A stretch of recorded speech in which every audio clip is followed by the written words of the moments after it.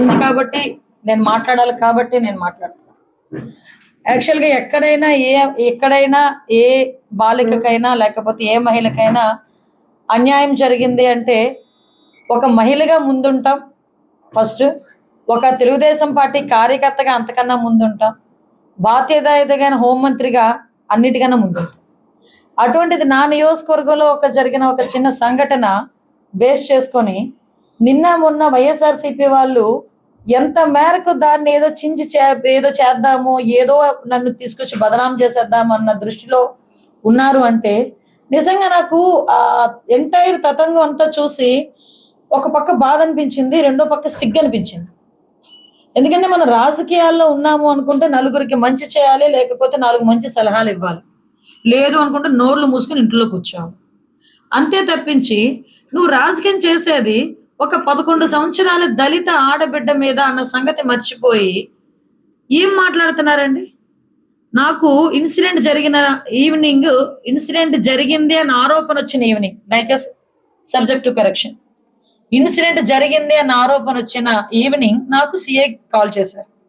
అమ్మ ఇలాగా అంటే పోక్సో రిలేటెడ్ కేసు ఒకటి వచ్చింది, నేను క్లియర్గా అడిగాను ఎవరు వాళ్ళు, ఏం చేశారు, అమ్మాయిని ఏమైనా సెక్షువల్ అసాల్ట్ చేశారా అని అడిగాను.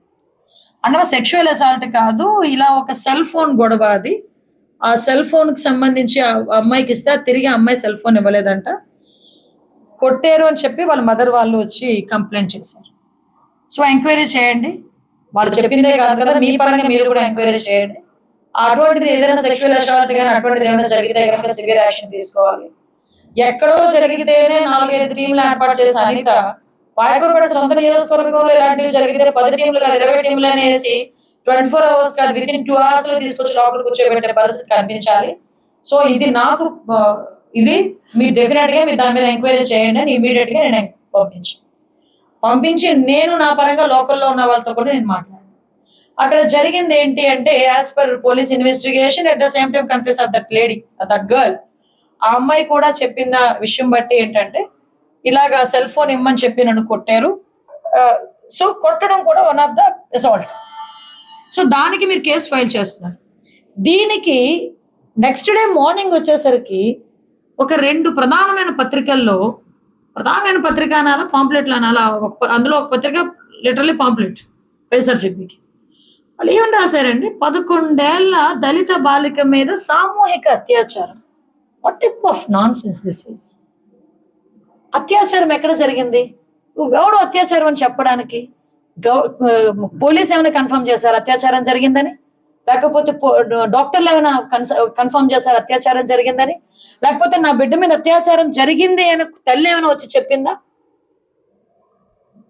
తప్పు కదా, ఒక ఆడబిడ్డ కదా, మన ఇంట్లోనే ఆడపిల్లలు ఉన్నారు కదా, ఏ రకంగా మాట్లాడుతున్నారు? అది కట్ చేసి మళ్ళీ అగైన్ మార్నింగ్ లేచేసరికి అవన్నీ చూసి మా డిఎస్పీ గారు ఒక వాయిస్ వీడియో రికార్డింగ్ ఒకటి బయటకు తీసుకొచ్చారు, చెప్పారు ఇది జరిగింది అని.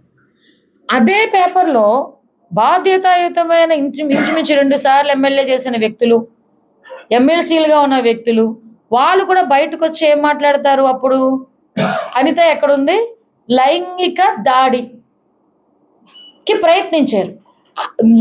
మొదటి రోజేమో 11 ఏళ్ల దళిత బాలిక మీద సామూహిక అత్యాచారం, నెక్స్ట్ డేకి వచ్చేసరికి లైంగిక దాడికి ప్రయత్నం.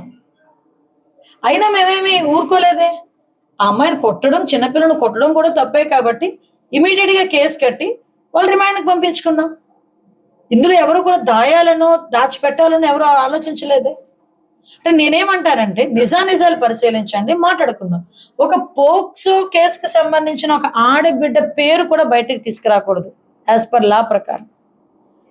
అటువంటిది పేరు పక్కన పెడితే అటువంటి ఆడబిడ్డ మీద సామూహిక అత్యాచారం జరిగింది అని చెప్పడానికి మీరు పత్రికలు అయితే అవ్వచ్చు, మీకు ఏ రైట్ ఉంది, మీ దగ్గర ఏ ఆధారం ఉంది?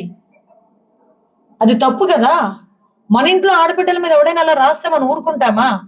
అంటే వాళ్ళు దళితులు, వాళ్ళు బయట గురించి చెప్పుకోలేరు, వాళ్ళ మీద ఎటువంటి రాజకీయమైనా మనం చెయ్యొచ్చు, వాళ్ళని బేస్ చేసుకొని గవర్నమెంట్ మీద అనిత మీద ఎటువంటి బురదైనా జల్లొచ్చు ఆలోచన అనేది తప్పు. మీ ఆలోచన శైలి అనేది పొరపాటు. దాన్ని సరిదిద్దుకోమని చెప్పడానికి మాత్రమే నేను ఈ వివరణ ఇస్తున్నా. అంతే తప్పించి ఎవరికో కౌంటర్ అయితే కాదు ఇది. దయచేసి అందరూ కూడా గ్రహించండి. ఇక్కడ మనందరం కూడా ఆడపిల్ల, మన ఇంట్లోని మన తల్లి ఆడది, మన భార్య ఆడది, అక్క చెల్లెళ్ళు ఉన్నారు, ఆడబిడ్డలు ఉన్నారు. అందరు ఆడబిడ్డలు ఒకలాంటి వాళ్ళే. దయచేసి ప్రతి ఒక్కరు కూడా దీని మీద ఎవరైనా, నేను పత్రిక వాళ్ళకి చేతులెత్తి దండం పెట్టి అడుగుతున్నా, ఎక్కడైనా ఏదైనా ఇన్సిడెంట్ గురించి రాయాలి అనుకునేటప్పుడు అందులో నిజ నిజాలు గ్రహించుకొని రాయండి. నేను రాయొద్దు అని చెప్పట్లా, రాయండి, కానీ నిజ నిజాలు గ్రహించుకొని ఆ ఆడబిడ్డని వీధిలో పెట్టకుండా, ఆ అమ్మాయి జీవితం నాశనం అవ్వకుండా రాయండి.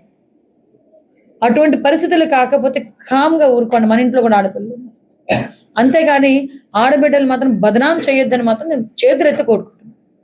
Thank you.